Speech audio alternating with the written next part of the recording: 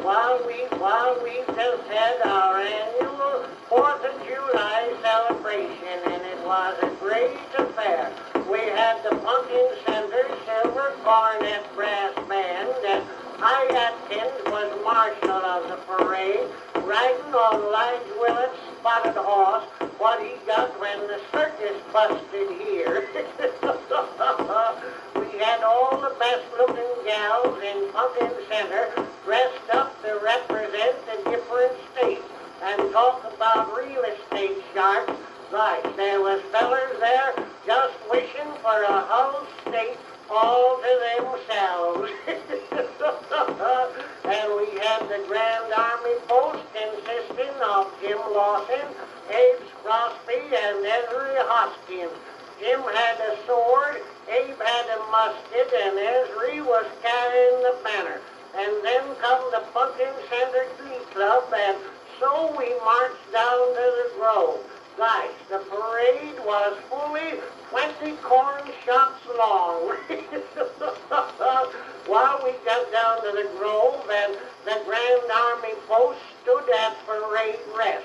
Abe Crosby sitting on a stump, Ezra Hoskins leaning against a tree, and Jim Lawson trying to get his wooden leg between the running gear and the hub of a wagon so he could sit on it. Well, after the Glee Club had sung the old Union wagon, Deacon Witherspoon stood up to read the Declaration of Independence. While the deacon said he had lost the book what had it in, but he could remember it, so he said, "Feller citizens, when in the course of human events it becomes necessary for one people to sever the bonds which have so long held them in hoc signo vinces," or in the words of Napoleon at the Battle of Bunker Hill, "Hic jacet non compass mentis tempus fugit."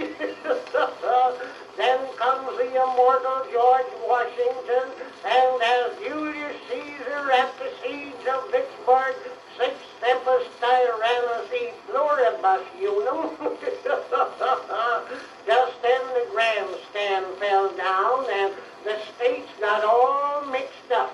Jim Lawson said it was plain to be seen that the North and South was united, cause Rhode Island was sitting in the lap of Georgia. Just then everybody seemed to have an uncommon thirst for well water. Some of them had drunk as much as 10 cups full when we found that Jim Lawson had hung a jug of whiskey in the well and it had got busted. Then the greased pig got loose and upset all the tables, and Sam Hoskins fell in a tub of lemonade, and the darn critter kept a running till it fell into the well, and Bullseye Pettingill in after it. While we got Cy out, and then Hank Weaver, Abe Crosby, and me went to fire the National Salute.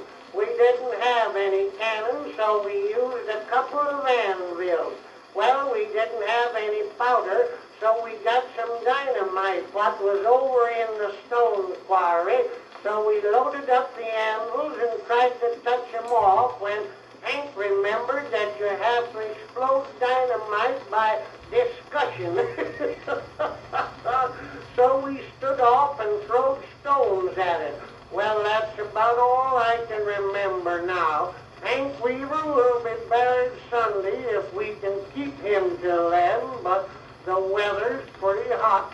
They ain't found the anvils or Abe's Crosby yet. And Nancy says, thank the Lord, next year we are going to have a